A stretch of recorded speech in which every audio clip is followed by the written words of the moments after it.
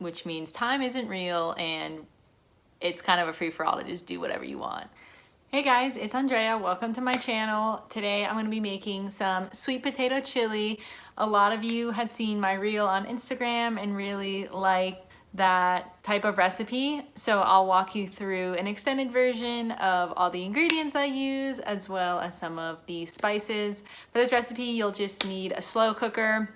You can probably also do this in an Instant Pot, but I like to get that nice slow cooked consistency, and it's really easy to just throw it in there, forget about it for 3 hours, and then have dinner ready later. Be sure to subscribe and turn on notifications for my posts if you like these videos, and let me know if there's any other recipes you'd like to see in the comments.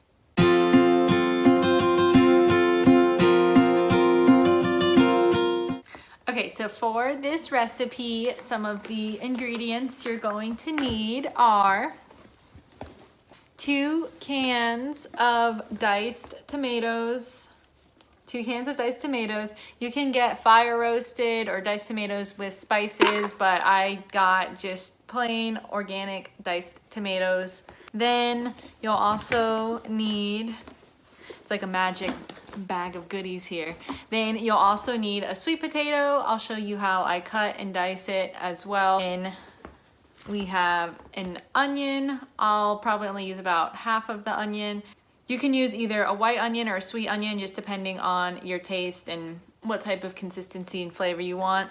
You'll want to get some vegetarian sausages. I already took the wrapping off of these, but I usually get field roast. I just got the traditional field roast vegetarian sausages. If you're not vegetarian and want to add a meat instead or just a regular sausage, then go for it. You do you. Also want a can of chickpeas, which I will rinse and drain. You can probably just use dry chickpeas and make them ahead of time, but to be honest, they're kind of a lot of work.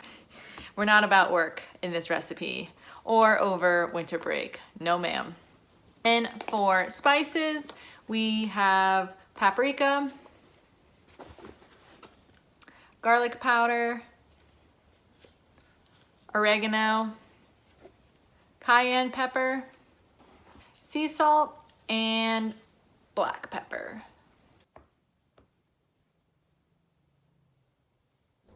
To start with this recipe, you'll want to take a sweet potato and start cutting it into rounds. The size of the rounds will be dependent on how thick you'd like each of the sweet potato slices to be. I personally like them to be a pretty decent size thickness, so that's why I'm trying to cut them into decently sized thicknesses. You'll want to do this for as much of the sweet potato as you'll want to cook. Once you have the rounds, you'll want to cut the sweet potato into smaller sizes. I personally like them to be decent size, but you can make them any size you like. The key is just to get all of the rounds into the right size.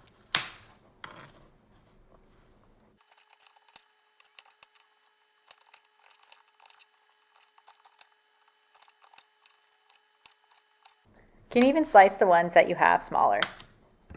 Next we have the onion. You can use either a white onion or a sweet onion, yellow onion, whatever suits your fancy.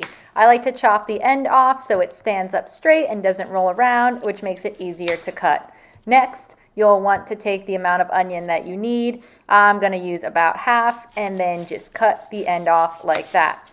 You'll see that you might need to peel some of the outer layers just to get all of that layer skin off of the onion. Next, we'll want to take the onion, once we have all the pieces off, and cut it and dice it into smaller pieces. And again, you'll want to rotate it just to cut it. This might not be the most effective or efficient way to cut it, but this is how I do it. Next, we'll prepare the veggie sausage or regular sausage, whichever kind you are using. I'm using the field roast kind, which you can see I've already taken the packaging off. Just gonna unwrap some of that and cut it into thinner slices. And same as for the sweet potato, you'll want to take the slices and cut them into smaller pieces. I stack them on top of each other to save time, but make sure you just do whatever is safe. Next, we have the canned chickpeas. I personally like canned better than dry just because they're easier and quicker to make. Probably shouldn't be doing this on the edge of the sink. Not a good idea. Okay, now I've learned. We are going to want to unscrew, uncan, open the can, and drain out the water inside. The water inside can actually be saved, but I personally don't really use it, so I'm just going to dump it in the sink. Now we have the fun part where we put everything in the crock pot. We're going to start with the 2 cans of diced tomatoes. Just open them up and pour them in like so. I was smart and got the kind with the peel back top. Stir it around a little bit. Next we have our plate of sweet potato, onion, and veggie sausage, which we can just throw on in there. Make it all good. Stir it up again. Get ready for the spices. Oh, the chickpeas, that's right. Get ready for the chickpeas. I used about half the can. Stir it up a little bit more. And now it's time for the spices. Paprika, garlic powder. Again, I'm not really measuring. Oregano, just kind of seeing how it is. Cayenne, salt, and black pepper. I'll want to stir this around a little bit more and then get ready to add another round of spices just to make sure there's even coats in there. More paprika, garlic powder, oregano, cayenne, sea salt, and black pepper.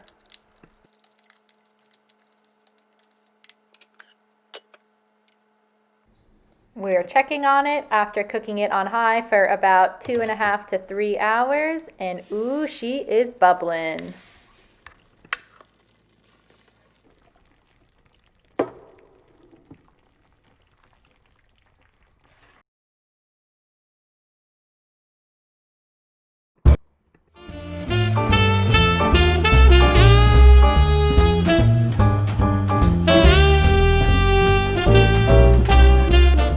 Thank you all for tuning in and watching the video on how to make sweet potato chili. Let me know if there's any other recipes that you'd like to see me make. I personally am a big fan of Crockpot slow cooker recipes, especially in the 16 days of winter that I get to experience a year. So at least then I get to have a nice cozy meal and feel as if I don't live in a super warm climate year round. Be sure to like and subscribe for more videos, turn on those post notifications, and I'll see you next time.